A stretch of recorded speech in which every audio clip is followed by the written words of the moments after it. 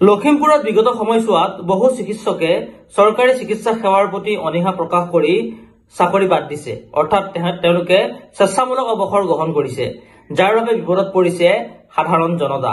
নমস্কাৰ, দীপপ্ৰতিম বৰাৰ সৈতে নিৰপেক্ষ চৰ্চা এই অনুষ্ঠানলৈ আপোনালোকক সকলোকে স্বাগতম জনাইছো। আজি এটা খুব স্পৰ্শকাতৰ বিষয় আৰু তথ্য সহকাৰে আমি এই বিষয়টো আপোনালোকৰ আগত উপস্থাপন কৰিবলৈ বিচাৰিছো। বিগত সময়ছোৱাত লখিমপুৰ জিলাৰ বহুকেইজন বিশেষজ্ঞ জ্যেষ্ঠ চিকিৎসকে চাকৰি বাদ দিছে আৰু চাকৰি বাদ দি তেওঁলোকে ব্যক্তিগত যি চিকিৎসালয় তেওঁলোকে চিকিৎসা প্ৰদান কৰে। কোনোবাই নিজৰ নাৰ্ছিং হোম খুলি লৈছে, কোনোবাই বিভিন্ন ফাৰ্মাচী ঘূৰি ফুৰে ৰোগী চাই। আচলতে কিয় চাকৰি এৰিছে সেইটো এটা চিন্তাৰ বিষয়। আমি আপোনালোকক তথ্য দিবলৈ বিচাৰিছো।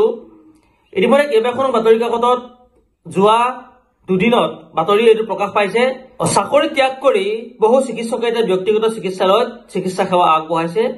তেওঁলোকে তাত অত্যাধিক হয়তো বেছি ধন লাভ কৰে বা সুবিধা লাভ কৰে। চৰকাৰী চিকিৎসালয়ত হয়তো তেওঁলোকে যিমানখিনি দৰমহা পাব লাগে, যিমানখিনি সেৱাৰ বাবদ যিমানখিনি তেওঁলোকে পইচা পাব লাগে সেইখিনি হয়তো নাপায়। সেয়ে হয়তো তেওঁলোকে চাকৰি ত্যাগ কৰিছে বা বিভিন্ন কাৰণ হ'ব পাৰে। উদাহৰণ আপোনালোকক দিবলৈ বিচাৰিছো। এয়া চাওক, মই নামসমূহ কৈ দিবলৈ বিচাৰিছো। লখিমপুৰ জিলাৰ নাওবৈচা ব্লক প্ৰাথমিক স্বাস্থ্য কেন্দ্ৰৰ চকু চিকিৎসক ডাক্তৰ খনীন্দ্ৰ কুমাৰ বড়ো, ঘিলামৰা প্ৰাথমিক স্বাস্থ্য কেন্দ্ৰৰ মহকুমা স্বাস্থ্য বিষয়া ডাক্তৰ মতিলাল বেজবৰুৱা, ঢকুৱাখানা ব্লক প্ৰাথমিক স্বাস্থ্য কেন্দ্ৰৰ মহকুমা স্বাস্থ্য বিষয়া ডাক্তৰ মানিক মোহন বৰুৱা, ঘিলামৰা ব্লক প্ৰাথমিক স্বাস্থ্য কেন্দ্ৰৰ স্ত্ৰীৰোগ বিশেষজ্ঞ ডাক্তৰ প্ৰণৱ দত্ত, বগীনদী আদৰ্শ চিকিৎসালয়ৰ স্ত্ৰীৰোগ বিশেষজ্ঞ ডাক্তৰ মনোৰাম তায়ুং, উত্তৰ লখিমপুৰ অসামৰিক চিকিৎসালয়ৰ মহকুমা স্বাস্থ্য বিষয়া ডাক্তৰ প্ৰশান্ত নেওগ, ঘিলামৰা ব্লক প্ৰাথমিক স্বাস্থ্য কেন্দ্ৰৰ মহকুমা স্বাস্থ্য বিষয়া ডাক্তৰ তুলসী চুতীয়া, ঘিলামৰা ব্লক প্ৰাথমিক স্বাস্থ্য কেন্দ্ৰৰ মহকুমা স্বাস্থ্য বিষয়া নাৰায়ণ দেউৰী,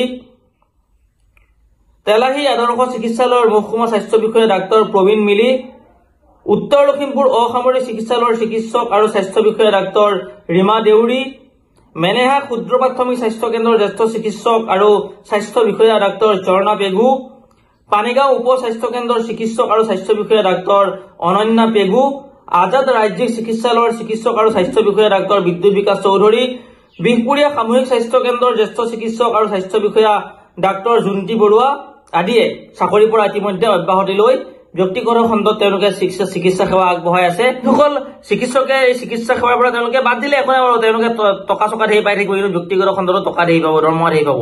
কিন্তু তেওঁলোকৰ সমাজ সেৱাৰ প্ৰতিটো এটা মনোভাৱ থাকিব লাগে। সমাজ সেৱাৰ প্ৰতি তেওঁলোকে যদি দায়িত্বশীল আছে, তেওঁলোকে চাকৰিটো আচলতে এৰিব নালাগিছিলে। তেওঁলোকে চৰকাৰী চাকৰি কৰিও তেওঁলোকে মোৰ মতে এসময় দিনৰ ৰিটায়াৰ্ড হলহেঁতেনে, তাৰপিছত তেওঁলোকে ৰাইজৰ সেৱা আগবঢ়াব পাৰে। আচলতে মোটা অংকৰ ধনৰ বিনিময়ত এইসকল চিকিৎসকে চিকিৎসা সেৱা চৰকাৰী চিকিৎসা সেৱা এৰাৰ ফলত কিন্তু যিসকল আমাৰ গ্ৰাম্যাঞ্চলৰ যিসকল দুখীয়া দৰিদ্ৰ লোক কিন্তু বিপদত পৰিছে, বিশেষজ্ঞ চিকিৎসক বিচাৰি তেওঁলোকে বিপদত পৰিছে। কাৰণ বিশেষজ্ঞ চিকিৎসক লখিমপুৰত কিছুমানে দেখুৱাবলৈ গ'লে 3 মিনিট চাই 400 টকা লয়, কিছুমানে 500 টকা লয়, কিছুমানে 600 টকা লয়, কিছুমানে 700 টকা লয়, এনেকুৱা ধৰণৰ দাম লয়। আৰু আমি অনুৰোধ জনাইছো, ইতিমধ্যে এয়া লখিমপুৰৰ আপোনালোকক হিচাপ দিলো, গোটেই অসমত তেনেকুৱা হাজাৰজন চিকিৎসক ওলাব স্বেচ্ছামূলক অৱসৰ লোৱা। সেয়েহে আমি অনুৰোধ জনাইছো, এই ক্ষেত্ৰত চৰকাৰে আচলতে কিছু পদক্ষেপ গ্ৰহণ কৰি এইসকলৰ ঠাইত তেওঁলোকতকৈও ভাল দক্ষ চিকিৎসক প্ৰদান কৰিব লাগে। নিশ্চিতভাৱে ৰাইজৰ প্ৰতি সেৱাৰ মনোভাৱেৰে চিকিৎসা সেৱা আগবঢ়োৱা চিকিৎসকো এইখন অসমত নিশ্চয় আছে। আপোনালোকক জনাবলৈ বিচাৰিছো যে যিসকল চিকিৎসক আচলতে চিকিৎসকে যিখিনি আপোনালোকৰ ওপৰত মই তথ্য দাঙি ধৰিলো, এইসকল চিকিৎসকে চাকৰি এৰিছে বুলি। কিছুমান তাৰে চাৰ্জন হয়, কিছুমান ধৰক স্ত্ৰীৰোগ বিশেষজ্ঞ হয়, কিছুমান চকুৰ বিশেষজ্ঞ হয়, কিছুমান আপোনাৰ নাক কাণৰ বিশেষজ্ঞ হয়, বিভিন্ন বিশেষজ্ঞ চিকিৎসকে চাকৰি এৰিছে। এইসকল লোকক আচলতে আমাৰ গ্ৰাম্যাঞ্চলৰ যিসকল দুখীয়া দৰিদ্ৰ লোকে যদি বিনামূলীয়াকৈ বা অতি কম পইচা 10 টকা 20 টকা খৰচ কৰি চৰকাৰী চিকিৎসালয়ত যদি দেখুৱাব পাৰিলেহেঁতেন, সেয়া আচলতে এটা ডাঙৰ বিষয় হ'লহেঁতেন।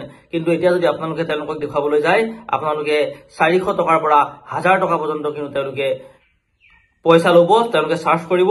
আৰু ইতিমধ্যে টেষ্ট কৰিবলৈ দিয়া আছেই বা ঔষধৰ বিনিময়ত পোৱা যি তেওঁলোকৰ কমিশ্যন আছেই, সেইসমূহৰ কাৰণে আচলতে তেওঁলোকে চৰকাৰী চাকৰি এৰিলে নেকি, সেইটো এটা কিন্তু ডাঙৰ প্ৰশ্ন। তথ্য আপোনালোকক মই দিবলৈ চেষ্টা কৰিলো। আশা কৰিছো দীপপ্ৰতিম বৰাৰ সৈতে নিৰপেক্ষ চৰ্চা এই অনুষ্ঠান চাই আপোনালোকে নিশ্চয় ভাল পালে। দীপপ্ৰতিম বৰাৰ সৈতে নিৰপেক্ষ চৰ্চা এনেকুৱা এটা অনুষ্ঠান য'ত জাক জমকতা নাই, য'ত ষ্টুডিঅ'ৰ ছেটআপ নাই, য'ত গ্ৰাফিক্সৰ কোনো ব্যৱস্থা নাই, মাত্ৰ ইয়াত শুদ্ধ আৰু সত্য ৰূপত কথাখিনি কোৱা হয়। আপোনালোকে নিশ্চয় এই অনুষ্ঠান আদৰি ল'ব বুলি আমি আশা প্ৰকাশ কৰিছো। ধন্যবাদ, নমস্কাৰ।